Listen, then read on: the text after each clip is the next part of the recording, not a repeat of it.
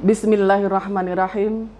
Assalamualaikum warahmatullahi wabarakatuh. Alhamdulillahirabbil alamin wa bihi nasta'inu ala umuri dunya waddin.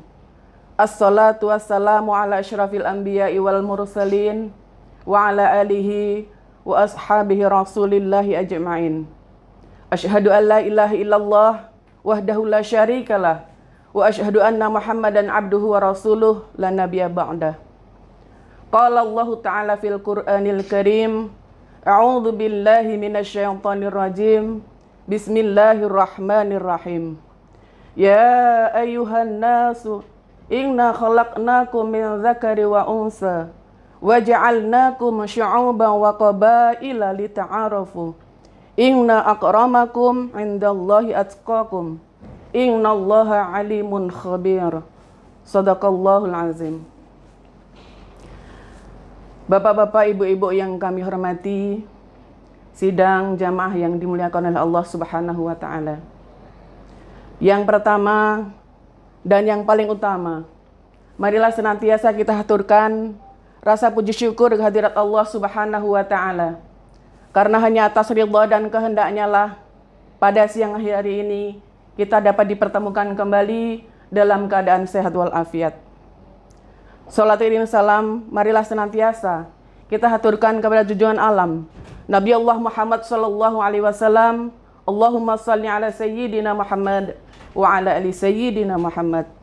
Semoga dengan seringnya kita bersolawat, kita kelak di yaumil mahsyar akan mendapatkan syafaat dari baginda Nabi besar Muhammad sallallahu alaihi wasallam.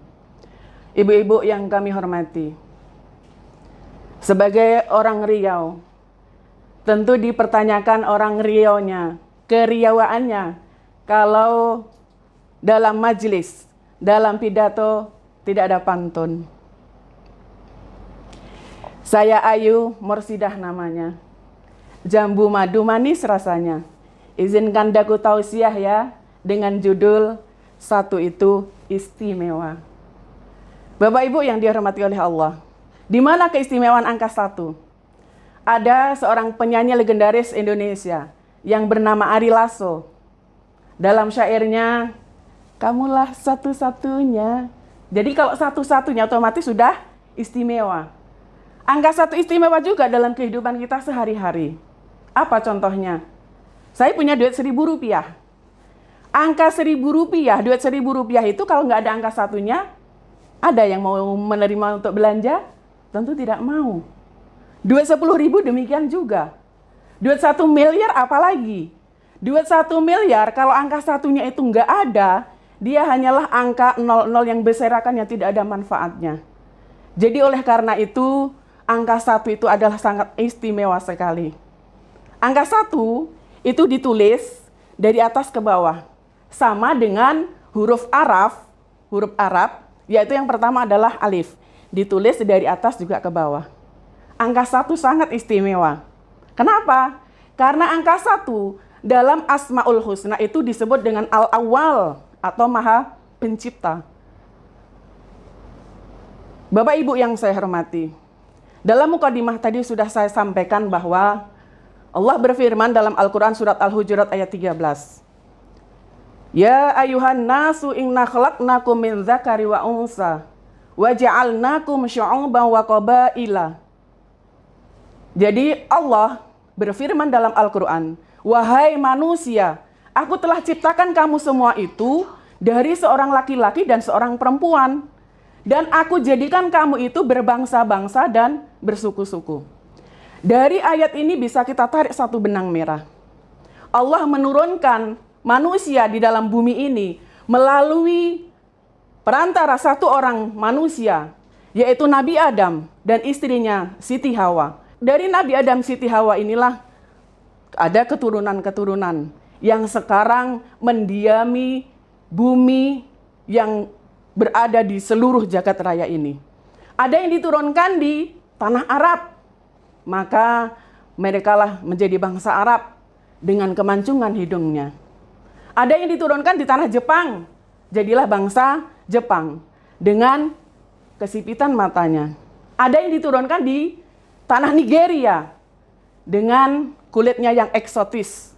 Dan ada juga yang diturunkan di tanah air Indonesia dengan segala keimut-imutannya dan juga dengan segala kemacam-ragamannya. Sekarang akan kita tarik negara kita Indonesia yang begitu luas dari Sabang sampai Merauke. Jadi Bapak Ibu yang saya hormati, sesuai dengan data BPS dari tahun 2010, disampaikan bahwa di Indonesia ini terdapat 1.300-an suku-suku yang mendiami di pulau-pulau yang ada di Indonesia tersebut. Dari Pulau Galang sampai Pulau Rote itu dia berjajar pulau-pulau. Nah, pulau-pulau itu didiami dengan penduduk dan tentunya dengan bermacam ragam suku, bermacam ragam agama, bermacam ragam budaya, adat, dan sebagainya. Sekarang kita tarik satu. Yang pertama adalah agama. Di Nusantara kita ini ada agama yang dilisensikan oleh pemerintah. Ada Islam, ada Kristen, ada Hindu, ada Buddha, dan ada Konghucu. Tentu dengan agama-agama tersebut punya nilai ajaran yang berbeda-beda. Punya cara ibadah yang berbeda-beda. Punya bangunan yang berbeda-beda. Oleh karena itu, dari situ kita bisa tarik satu pembelajaran bahwa dengan keberbedaan itu, bagaimana sikap kita terhadap agama lain. Yang kedua, dari sisi budaya, kita tarik dari wilayah Aceh. Wilayah Aceh ada budaya yang sangat fenomenal, yaitu tari saman yang sangat mendunia. Siapa yang tidak tahu dengan tari saman? Yang begitu mempesona, yang begitu mendunia. Kemudian kita tarik lagi, kita ke Provinsi Riau. Di Provinsi Riau punya tari zapin yang sangat indah, yang sangat elok. Kemudian kita tarik lagi ke daerah Bali. Di daerah Bali ada budaya yang berupa tari janger, yang tentunya kita juga tidak asing lagi. Kemudian lagi kita ke Jawa Timur. Di Jawa Timur ada budaya yang nyaris diakui oleh dunia luar, yaitu reog. Sudah dua. Yang ketiga, dari makanan khasnya.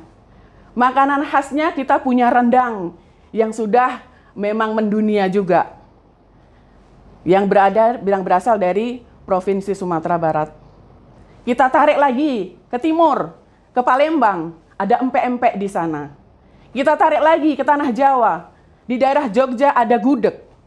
Kita tarik lagi ke timur, Jawa Timur, di Surabaya ada rujak cingur.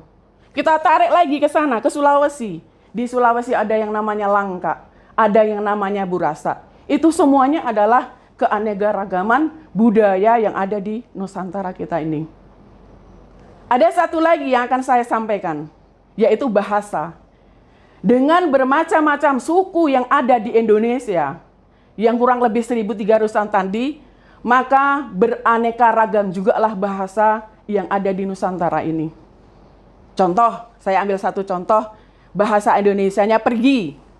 Maka orang Banjar, suku Banjar bilangnya tulak. Suku Minang bilangnya pai. Kalau suku Bugis bilangnya joka. Kalau orang Melayu bilang pegi. Kalau orang Jawa bilang lungo. Nah, dari satu kata tadi, kita coba tarik satu kalimat.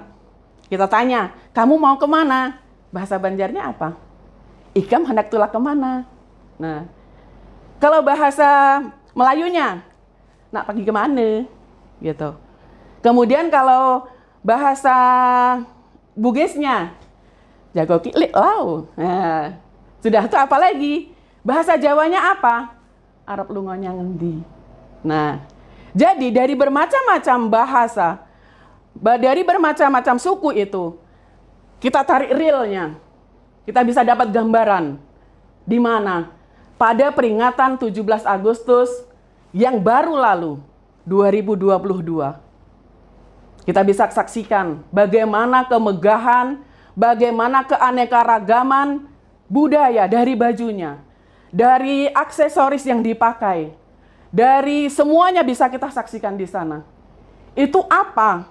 Apa maknanya? Apa pembelajaran yang akan kita ambil?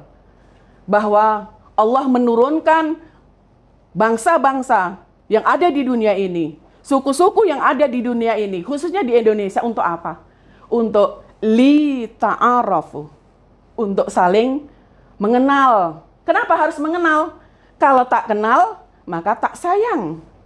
Kalau tak sayang, maka tak cinta. Nah, jadi Bapak, Ibu-ibu yang saya hormati, untuk bisa merekatkan, untuk bisa menyatukan keberagaman yang ada di daerah kita ini, yang ada di Nusantara ini, solusi satunya adalah dengan menumbuhkan rasa cinta. Kalau sudah kita cinta, kalau orang yang sudah jatuh cinta, kalau sudah cinta melekat, tai kambing rasa coklat. Jadi begitulah falsafahnya ketika kita sudah cinta, melihat keberagaman-keberagaman yang ada itu, kita penuh rasa cinta, memandangnya, mendampinginya. Kita bersosialisasi dengan penuh dengan rasa cinta. Maka di sana tidak akan ada lagi melecehkan, ingin pamer, ingin menang sendiri, tidak akan ada. Kenapa?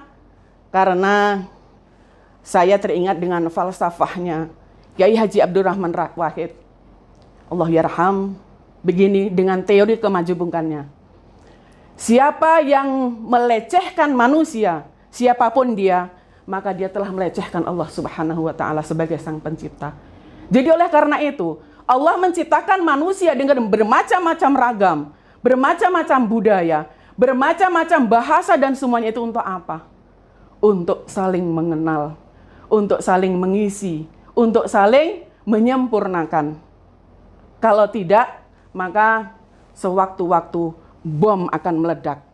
Tapi dengan rasa cinta yang ada di dalam kita, yang ada di dalam seluruh umat manusia, khususnya Indonesia, maka itu semuanya akan terhindarkan. Kita bisa saksikan kemarin pada waktu upacara bendera tersebut. Bapak-bapak, ibu-ibu yang dirahmati oleh Allah. Kenapa manusia diciptakan dengan berbagai macam keragaman? Allah tidak memandang manusia itu dari jabatannya. Allah tidak memandang manusia itu dari ketampanan wajahnya. Tidak memandang dari baju yang dikenakannya. Yang dipandang oleh Allah adalah inna akramakum indallahi atqakum. Yang dipandang Allah adalah kadar ketakwaannya kepada Allah Subhanahu wa Ta'ala. Seberapa kuat kita tunduk kepada Allah, seberapa kuat nilai ibadah kita kepada Allah Subhanahu wa Ta'ala. Bukan karena yang lain, bukan karena jabatan yang tinggi, bukan karena wajahnya yang tampan, bukan, tapi karena taatnya kepada Allah Subhanahu wa Ta'ala. Dari ini kita ambil kesimpulan. Yuk, kalau Allah Subhanahu wa Ta'ala hanya memandang ketaatannya, maka dengan keberagaman yang ada di Nusantara ini, kita dapat satu ladang amal. Apa itu?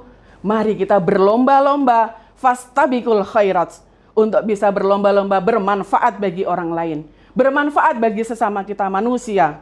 Khairun nas anfa'uhum linnas, bahwa manusia yang paling baik adalah manusia yang bermanfaat bagi orang lain. Jadi ayo, mari sama-sama kita berlomba, sama-sama kita introspeksi diri, kita tumbuhkan rasa cinta kita kepada sesama manusia. Bapak Ibu yang dirahmati oleh Allah, kiranya dapat ini yang saya sampaikan, mudah-mudahan ada manfaatnya. Kalau toh ada kekurangan, itu pasti dari kami pribadi, dan kebenaran hanya milik Allah Subhanahu wa Ta'ala. Baik, demikian yang dapat saya sampaikan, kurang lebih saya mohon maaf. Kembang kambil namanya manggar, dipetik satu untuk siraman. Surau kecil namanya langgar. Yuk kita bersatu dalam keberagaman. Demikian, ila liqa. Assalamualaikum warahmatullahi wabarakatuh.